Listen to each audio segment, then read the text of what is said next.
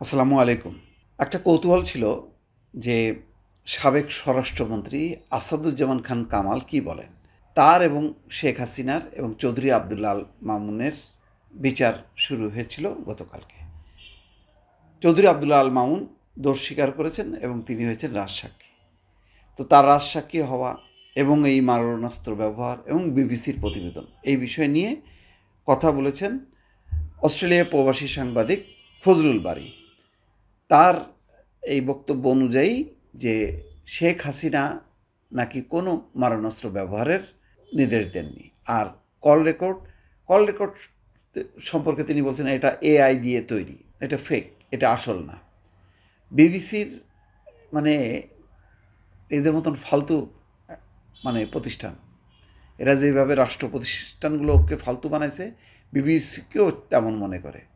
BBC বলছে যে তারা কতভাবে পরীক্ষা নিরীক্ষা করে তার একটা অডিওকে চিহ্নিত করছে 18 জুলাই, এবং স্বীকারোক্তিও আছে চৌধুরী আবদুল্লাহ আল মামুন।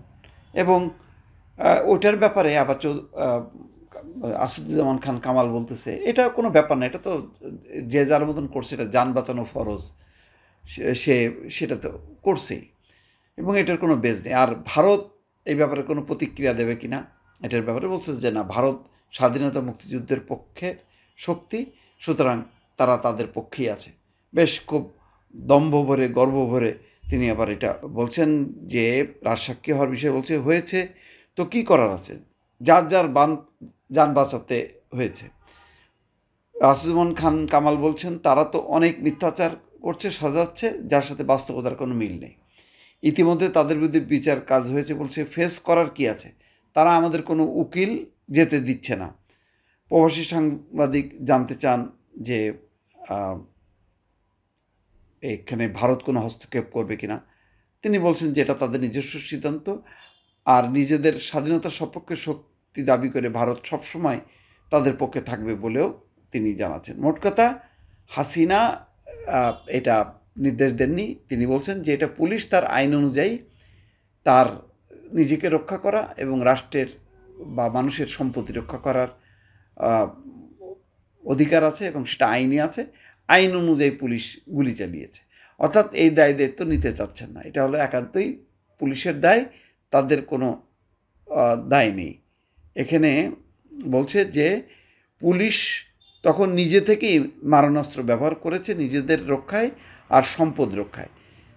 তার কথা অনুযায়ী পুলিশের নিয়ম শৃঙ্খলা বইতেই এটা নির্দেশিত আছে। এরপর সাংবাদিক ফজলুল বারী তাকে প্রশ্ন করেন চৌধুরী আবদুল্লাহ আল মামুনের ব্যাপারে। তারপর তিনি বলছেন যে এটা রাজসাক্ষী হওয়ার এটা কোনো ব্যাপার না, এটা যান বাঁচাতে হয়েছে। হ্যাঁ, এখন এটা হয়তো তাই হয়েছে, কিন্তু অদ্ভুত ব্যাপার যে বিবিসির প্রতিবেদনটাকেও তারা উড়াই দিচ্ছে। যেমন সজীব ওয়াজেদ জয় বলছে এটা নির্লজ্জ মিথ্যাচার, এটা একেবারেই প্রত্যাখ্যান করছে। ঠিক দেখেন একই সুরে ওই আসাদুজ্জামান কামালও বলতেছে এটা এআই দিয়ে নাকি তৈরি করা হয়েছে, কৃত্রিমভাবে তৈরি করা হয়েছে। এটা বিবিসি বুঝতে পারলো না, আর আসাদুজ্জামান কামাল বলছেন। আবার বলতেছেন যে তিনি যদি সত্যি নির্দেশ দিতেন তাহলে তো আমি জানতাম। তা আপনি জানতেন কি জানতেন না, আপনি বাংলাদেশে থাকতেন তখন কিন্তু ঠিকই পই পই করে বলতেন যে হ্যাঁ, আমার তো কিছু করার নেই, শেখ হাসিনা বলছে, আমি সেটা পুলিশ বাহিনীকে জানাই দিছি, শেখ হাসিনারই সিদ্ধান্ত।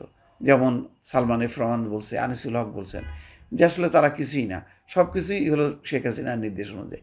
তিনিও তাই বলছেন। এখন একটা নিরাপদ জায়গায় থেকে তিনি এখন তার হ্যাডামগিরি দেখাচ্ছে। দর্শক ভালো থাকবেন, আল্লাহ হাফেজ।